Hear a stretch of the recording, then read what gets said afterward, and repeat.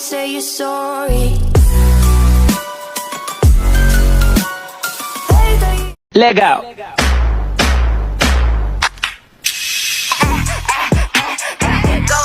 Go babies. My baby, you my little spider. You my little stepper, but you not a fighter. I love your desire, fire. I know that you can Roll that dice, no cover, sex on ice. Ain't no locking keys, a beep beep beep up in my jeans. Hai, Assalamualaikum. Nama saya Nur Atika binti Abdul Jalil, nombor matrik 293339. Kumpulan kami akan menceritakan tentang jumlah pengangguran COVID-19 yang berlaku di Malaysia. Saya akan menceritakan sedikit tentang pengenalan bagi tajuk ini. Jumlah pengangguran mengalami peningkatan yang begitu ketara ketika pandemik COVID-19 pada tahun 2020.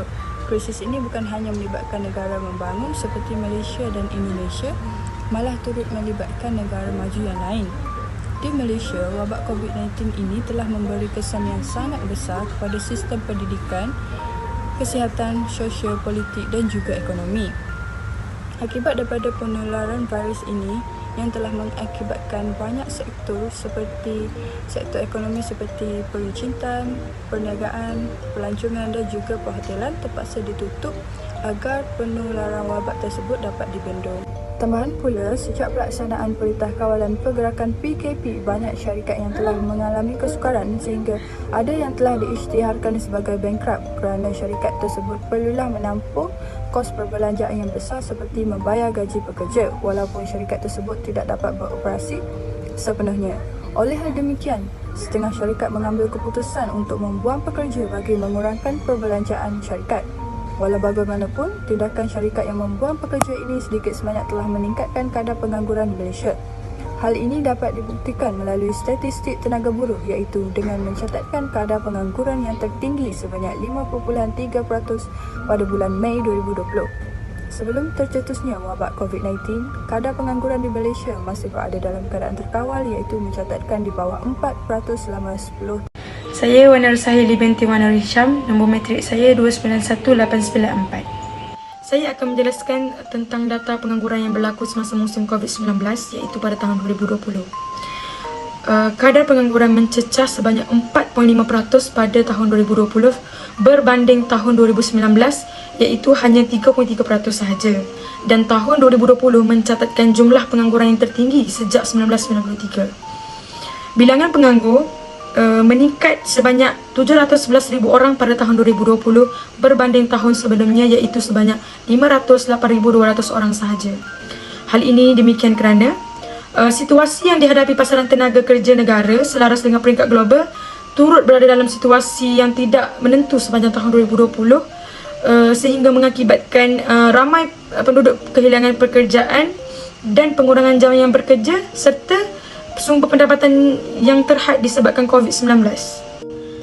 Pelaksanaan Perintah Kawalan Pergerakan PKP akibat wabak COVID-19 bermula pada 18 Mac 2020 telah menyaksikan jumlah penganggur pada bulan Mac 2020 menunjukkan peningkatan sebanyak 17.1% iaitu seramai 610,500 orang berbanding bulan Mac pada 2019.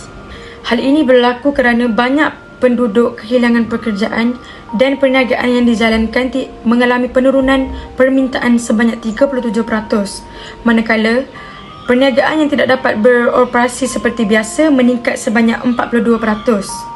Peningkatan kadar pengangguran pada tahun 2020 juga banyak dipengaruhi oleh pemberhentian pekerja oleh syarikat-syarikat yang terkesan dan dengan langkah kerajaan dalam mengawal pandemik COVID-19 iaitu kerajaan melaksanakan Perintah Kawalan Pergerakan menyebabkan banyak syarikat terjejas untuk beroperasi. Saya Nur Fatih Emilia binti Sapuan, nombor matrik 291819. Saya akan menerangkan tentang faktor pengangguran.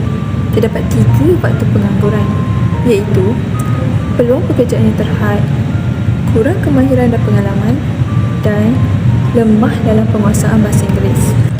Peluang pekerjaan yang terhad, lambakan tenaga kerja menyebabkan peluang pekerjaan menjadi terhad dan terbatas. Hal ini demikian kerana penularan COVID-19 menyebabkan syarikat terpaksa mengurangkan pengambilan tenaga kerja. Hal ini demikian kerana untuk mengurangkan kos.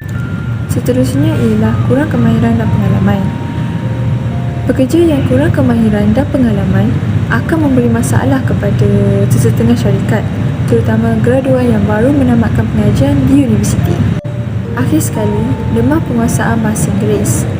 Seperti yang kita tahu, penggunaan bahasa Inggeris amat penting pada hari ini bagi memudahkan urusan mencari kerja.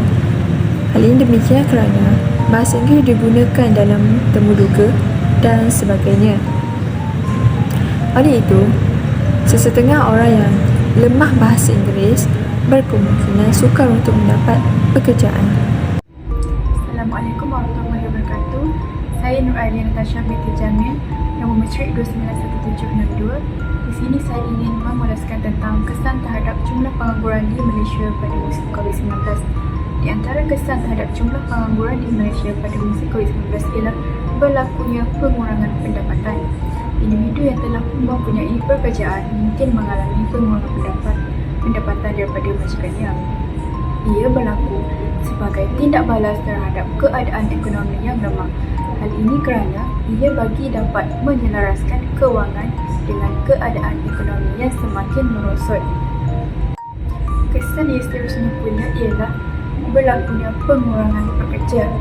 Pengurangan pekerja berlaku apabila banyak syarikat di Malaysia terpaksa melakukan pengurangan pekerja dengan cara memecat beberapa pekerja mereka.